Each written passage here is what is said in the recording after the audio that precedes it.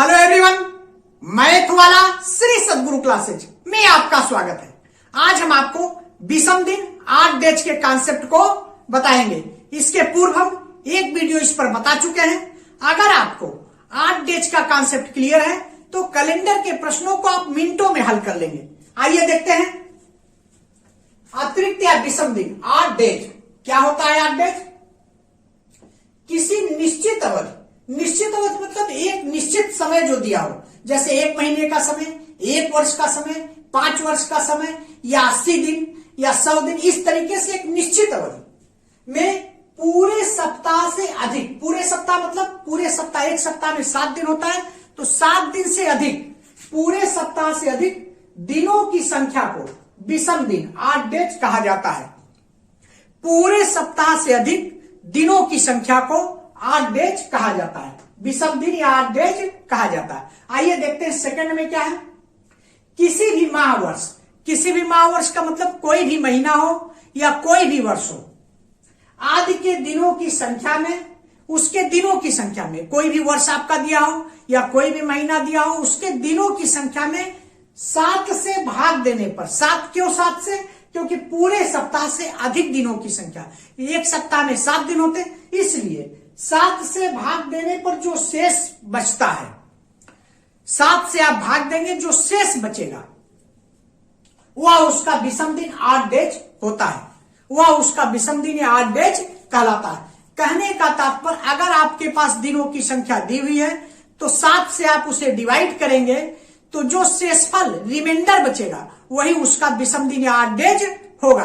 भागफल कोशेंट से कोई मतलब नहीं है। भागफल क्या आता है, कितना आता है, कोशेंट कितना, उससे कोई मतलब नहीं। आपको शेषफल से मतलब कि जो शेषफल या रिमाइंडर बचेगा वही उसका विषम दिन या 8 डेज होगा। आइए देखते हैं एक सामान्य वर्ष, ऑर्डिनरी ईयर, साधारण वर्ष या सामान्य वर्ष, ऑर्डिनरी ईयर जिसको हम नॉन लीप वर्ष, मतलब जो कि लीप वर्ष नहीं है, उसमें विषम दिनों की संख्या क्या होती है। आइए देखते हैं। देखिए, एक सामान्य वर्ष में कुल दिनों की संख्या 365, जो साधारण वर्ष है आपका या सामान्य वर्ष है उसमें कुल दिनों की संख्या 365 होती है। उसे आप 7 से डिवाइड करिए। देखिए, कुल दिनों की संख्या 365 को आप जो है 7 से डिवाइड करें, कितने बार जाएगा, 5 बार जाएगा, 5 बार। 7 पचे 35, 7 पचे 35। ये आप देखिए 6 में से 5 आप घटाए, 1 बचा, ये 5 आप उतार लिए। अब देखिए कितने बार जाएगा, 2 बार।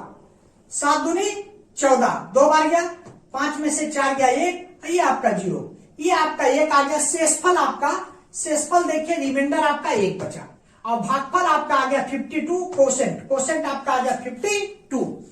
कहने का तात्पर्य, सामान्य वर्ष में कुल दिनों की संख्या 365 है, उसे आप 7 से डिवाइड किए, तो जब आपसे 7 से डिवाइड किए तो इसमें 52 तो पूरा सप्ताह आ गया और 1 दिन आपका शेष बचा। 52 पूर्ण सप्ताह और 1 शेष दिन बचा। जो ये आपका शेषफल बच रहा है, रिमाइंडर बच रहा है, यही आपका विषम दिन होगा। रिमाइंडर ही आपका विषम दिन, शेषफल ही विषम दिन होगा। देखिए, शेषफल इक्वल टू 1, विषम दिन 1। कहने का नंबर मतलब कि number of 8 days equal to 1, विषम दिन आपका 1 हुआ। अगर सामान्य वर्ष या ऑर्डिनरी ईयर दिया हुआ है तो उसमें विषम दिनों की संख्या कितनी होगी, 1। ये आप याद रखेंगे क्योंकि कैलेंडर के प्रश्नों को हल करते समय इसकी आवश्यकता उसमें पड़ेगी। इसलिए आप ये याद रखेंगे कि अगर साधारण वर्ष है, सामान्य वर्ष है, तो उसमें विषम दिनों की संख्या कितनी होगी, 8। अब कुल दिन कितने होंगे, 365। अब आइए, ये देखिए आपका नॉन लीप वर्ष था। अब अगर लीप वर्ष में है तो उसमें विषम दिनों की संख्या कितनी होगी, इसके आप देखिए। एक अधिवर्ष को ही लीप वर्ष कहते हैं। लीप वर्ष या लीप ईयर में विषम दिन 8 डेज, लीप वर्ष में विषम दिन 8 डेज क्या होता है, इसे आप देखिए। लीप वर्ष में कुल दिनों की संख्या 366। लीप वर्ष में आप जानते हैं कि कुल दिनों की संख्या जो है 366 होती है। सामान्य वर्ष में कुल दिनों की संख्या 365 होती है, लीप वर्ष में कुल दिनों की संख्या 366 होती है। सामान्य वर्ष में फरवरी 28 दिन की होती है और लीप वर्ष में फरवरी 29 दिन की होती है। आइए देखिए, लीप वर्ष में कुल दिनों की संख्या 366। अब आप इसे 7 से डिवाइड करिए 7 से आप इसे डिवाइड करें, 7 5 जा 35, 7 कितने बार गया, 5 बार आप ले गए, 7 5 जा 35। तो ये आप देखिए 6 में से 5 आप घटाए तो 1 बचा, यहां आपका ये 0 बचेगा, 6 आप उतार लिए। अब ये आपका 16 आ गया, 7 से आप डिवाइड किए, 7 2 जा 14, 2 बार गया, 7 1 जा 7, 7 2 जा 14, ये आपका 2 बार गया, 6 में से 4 गया 2, और ये 1 में से 1 गया 0, तो ये 2 आपका बच गया शेषफल या रिमाइंडर, ये 2 आपका शेषफल या रिमाइंडर बच गया। और देखिए भागफल या क्वोशिएंट कितना है, 52। कहने का तात्पर्य है कि लीप वर्ष अगर आपका है तो उसमें कुल दिनों की संख्या 366 होगी, उसमें जो है 52 पूर्ण सप्ताह पूरे सप्ताह होंगे और 2 दिन शेष बचेगा, 52 पूरे सप्ताह होंगे और 2 दिन शेष बचेगा। देखिए 52 ये पूर्ण सप्ताह, 2 दिन शेष, तो ये जो भागफल या क्वोशिएंट आया उससे हमें कोई लेना देना नहीं, उससे कोई मतलब नहीं, केवल जो शेषफल या रिमाइंडर बचा है इसी से हमें देखना है। ये शेषफल जो है यही आपका विषम दिन या 8 डेज है। शेषफल देखिए 2 है, विषम दिन आपका 2 हो गया। Number of 8 days equal to 2, number of 8 days equal to 2।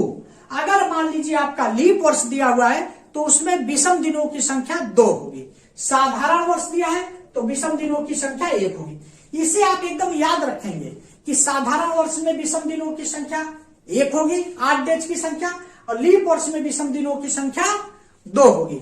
इसके पूर्व हमने सप्ताह में विषम दिनों की संख्या बताया था कि सप्ताह में विषम दिनों की संख्या 0 होती है, और सप्ताह के जो 7 दिन है उसके विषम दिनों की संख्या क्या है, उसका कोड क्या है, इसे भी हमने आपको बताया था। इस तरीके से आप इसे अगर अच्छे तरीके से याद रखें, कैलेंडर के प्रश्नों को आप मिनटों में सॉल्व कर लेंगे। मिलते हैं नेक्स्ट वीडियो में।